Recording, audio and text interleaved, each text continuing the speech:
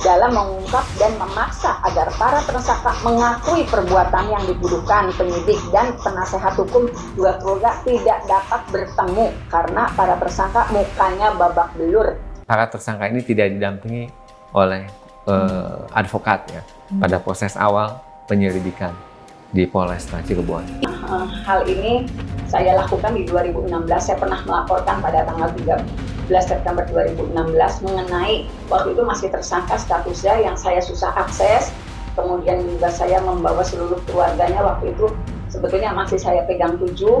Tentu saja dengan adanya rekomendasi tersebut merupakan angin segar bagi para 7 terpidana yang terutama saat ini masih di dalam. Karena dari 2016 saya meyakini betul ada yang salah dari peristiwa di 2016. Namun sanksi yang diberikan hanyalah sanksi tertulis. Apakah cukup setimpal dari 8 tahun narapidana di penjara? Assalamualaikum warahmatullahi wabarakatuh. Selamat datang di Segitiga Hitam.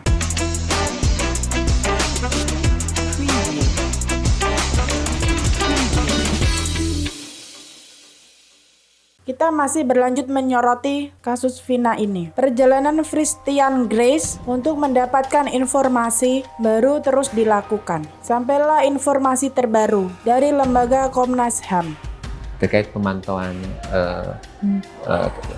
pembunuhan Vina dan Eki, Muhammad Rizky. Hasilnya waktu itu apa? Nah, hasilnya kami sebenarnya sudah dikonversikan juga. Bulan September itu kami konversi pers. September 2017. 2024. Ya, pertengahan. Karena kami kan setiap semester mengadakan konferensi pers. Ya. Disampaikan bahwa kami ada temuan-temuan gitu. Temuan-temuan sekitar minggu ketiga September waktu itu. 2024. Nggak lama ya. Bahwa temuan pertama memang terkait adanya dugaan penyiksaan, dugaan penyiksaan ketika proses penangkapan dan penyelidikan serta menjalani tahanan di Polres Cirebon akhir Agustus sampai awal September. Kalau penangkapan kan kalau dilihat dari karena itu sudah terbuka dan diikuti oleh publik ya, Bang Uli. Proses penangkapan kan dilakukan oleh Ibtu Rudiana dan beberapa bawahannya ketika itu. Berarti di dalam tahapan itu juga ada dugaan kekerasan dialami oleh para terpidana. Berdasarkan putusan sidang etik di Propam, waktu itu ada pemukulan gitu dari salah satu bukan dari Pak Rudiana tapi dari salah satu anggota unit narkoba. Dan sudah sudah diputus oleh Komisi Etik. Sudah dihukum. Sudah itu kapan, Bang? Itu 2017 bulan April. Nah, kami sudah konfirmasi ke Bitpopam juga dan kami sudah mempelajari putusan sidang etiknya. Di dalam wawancara dengan Komnas HAM tersebut menyatakan bahwa ada temuan-temuan dan adanya pemukulan dari salah satu pihak penyidik unit narkoba bawahan Ibtu Rudiana. Dari keterangan Komnas HAM, Bu Titin membuat pengaduan ke Komnas HAM pada bulan September 2016 dan baru ditindaklanjuti pada bulan Januari sampai bulan Februari 2017 dengan hasil yang kurang jelas.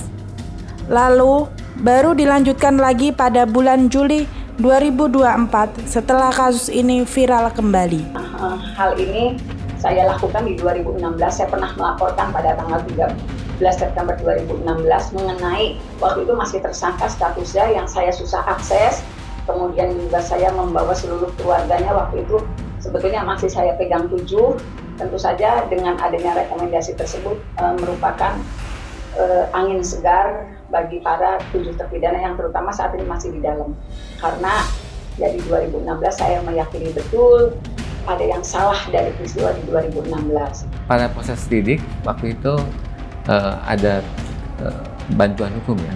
Terkait dengan bantuan hukum itu ada pengaduan kan dari kuasa hukum kepada Bitpopam ya. Nah, itu sudah ada proses juga sidang etik dan memang itu terkait dengan prosedur untuk ada pelanggaran prosedur. Para tersangka ini tidak didampingi oleh advokat ya pada proses awal penyelidikan di Polresta Cirebon. Itu juga penyidiknya sudah ada yang kena sanksi?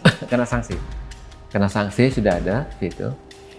Ini penyidik yang di Polres Cirebon Kota atau di Polda Jabar? Di Cirebon Kota. Kan proses penyelidikannya waktu itu di Polres Cirebon Kota sekitar akhir Agustus. Kemudian yang berdasarkan putusan sidang etik itu juga memutuskan terkait dengan petugas tahanan, tahti gitu ya. Petugas tahanan di Polresta Cirebon karena waktu itu juga ada pemukulan. Oleh petugas tahanan Betul. atau oleh sesama tahanan dia lalai? Sesama tahanan juga ada gitu. Nah, tetapi yang untuk sidang etik ini ada oleh petugas tahanan pada tersangka. Lebih ke mungkin anak buahnya ya gitu di unit narkoba gitu. Oke, itu 2017 ternyata terkonfirmasi sudah ada sidang etik dan beberapa memang sudah sanksi dan sudah menjalani hukuman ketika itu. Betul, beragam lah ya karena ya. Pelanggaran etik.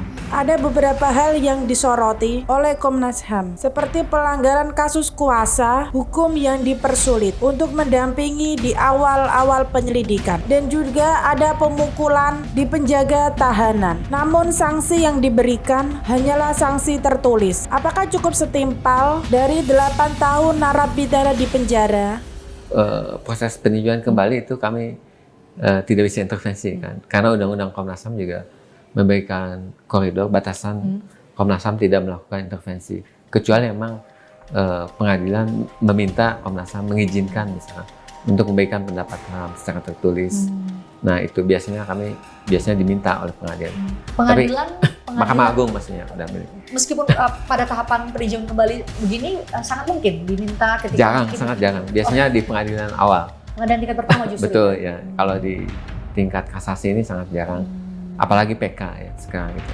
Kami menghormati upaya yang sudah dilakukan oleh para terpidana dan melalui kuasa hukumnya. Dan ya itu kami berharap agar ini bisa dilakukan secara independen dan imparsial. Prosesnya itu paling penting ya. Mengenai substansi ya kami serahkan pada termasuk independen dan imparsial itu termasuk Komnas HAM sendiri mencoba tidak sampai jangan sampai mempengaruhi atau dipersepsikan mempengaruhi proses sidang dan apalagi putusan yang akan diambil oleh Hakim Agung ya. Betul, akan memutus peninjauan kembali. Ada kan kalau di Propam Polda Jabar di 2017 itu sudah ada nama-nama yang disanksi etik dan mereka telah menjalani sanksi etik tersebut. Apakah ada nama lain, Bang, dari hasil pantauan Komnas HAM yang nama baru yang muncul diduga melakukan setidaknya tiga bentuk pelanggaran HAM yang dinilai atau dipantau oleh Komnas HAM? Kalau nama yang selama ini beredar di publik, ya itu yang Komnas HAM temukan juga. Kami belum menemukan nama yang lainnya. Ini penyidik ya, penyidik atau misalkan jaksa atau hakim segala macam. Karena kami juga sudah terkait dengan aduan kuasa hukum Sakatatal, itu mereka juga mengalapor ke instansi lain ya gitu. Nah itu kami sudah konfirmasi juga ke instansi yang lain. Pemerintah itu tidak ada. Misalkan terkait independensi pengadilan. Komisi Yudisial misalnya. Betul ya, kami sudah konfirmasi juga, minta koordinasi, minta keterangan itu sudah ada putusannya. Bahwa? Mungkin nanti Christian aja yang lebih berkemenangan adalah Komisi Yudisial lagi ya? Ya, yang menyampaikan ada Komisi Yudisial. Nah kami juga sudah telusuri itu, kemudian juga tadi ya dengan kami minta konfirmasi ke Polda Jabar misalnya, ke Bidpropam, kemudian ke Polresta Cirebon. Nah serta kuasa hukum mereka. Kami juga semua waktu itu ya, waktu mereka melakukan pendampingan ya gitu. Termasuk Bu Titin, kuasa hukumnya. 6 terpidana ya? Terpidana Sakatatal. Dan juga Pak Yogi Renggolan. Kami minta keterangan juga. Semua pihak kami minta keterangan. Tadi Bang Uli bilang nama-nama yang beredar di publik itu, sorry saya mau tegaskan lagi. Jadi tadi selain para polisi yang sudah disidang etik 2017, berarti benar ada nama baru selain mereka. Nama baru maksudnya penyidiknya atau gimana? Ya betul, penyidiknya atau mereka yang melakukan penangkapan termasuk timnya Pak Rudiana ketika itu di Sat Narkoba. Ya itu bagian dari timnya. yang itu salah satu anggota unit narkobanya. Itu sama dengan yang 2017? Sama, ya, sama. sama. Ya? Jadi, yang ditemukan tadi yang di unit narkoba 1 ya, gitu. 1 dan ternyata sama ya dengan putusan di Porpam 2017? Sama. Ya 1. Kemudian berarti dia sudah menjalani sanksi etik? Udah meninggal juga orangnya. Itu. Sudah meninggal. Tahun 3 tahun lalu atau berapa saya? Anak buah Ibu Rudiana itu ya? Betul, meninggal? Iya, ada meninggal. Nanti mungkin bisa di-cross-check ya. Nah, kemudian yang lain di penyelidik ya. Penyelidik, saya lupa lagi berapa orang ya, tapi ada di situ. Penyelidik terkait dengan akses bantuan hukum. Sama juga dengan namanya dengan yang 2017? Sama. Terus kemudian petugas tahanan, Tati gitu. Sama juga dengan sama, 2017? Ya, 2017 gitu. Jadi apakah bisa dikatakan bahwa hasil proses internal di Polri, di Polda Jabar ketika itu tahun 2017, sidang etiknya, itu sama dengan temuan Komnas HAM tahun 2024 ini? Sama, karena kami juga sudah konfirmasi kepada terpidana ya, kuasa hukumnya. Kemudian juga kami coba konfirmasi juga ke penyidiknya yang melakukan penyelidikan penangkapan tahun 2016 itu September. Nah, artinya memang sama gitu. Kami lihat apa yang dilakukan sidang etiknya itu. Jadi kan sebetulnya gini, pada saat tanggal 31 ditangkap itu, semua orang tua kan tidak terkonfirmasi adanya penangkapan itu.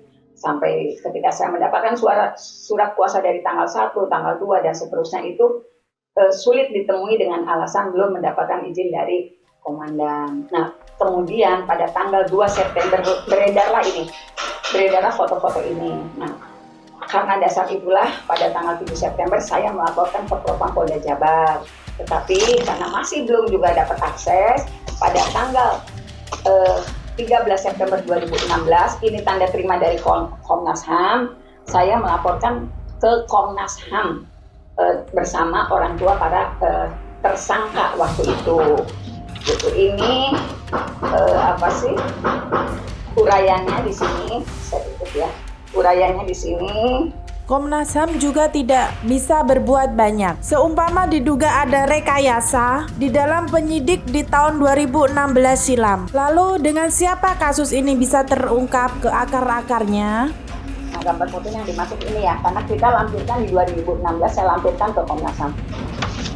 Gambar foto para tersangka yang dianiaya oleh pihak penyidik dalam mengungkap dan memaksa agar para tersangka mengakui perbuatan yang dituduhkan. Penyidik dan penasehat hukum dua keluarga tidak dapat bertemu karena para tersangka mukanya babak belur. Terima kasih untuk kalian sudah mengikuti video ini. Jangan lewatkan video yang lainnya. Wassalamualaikum warahmatullahi wabarakatuh.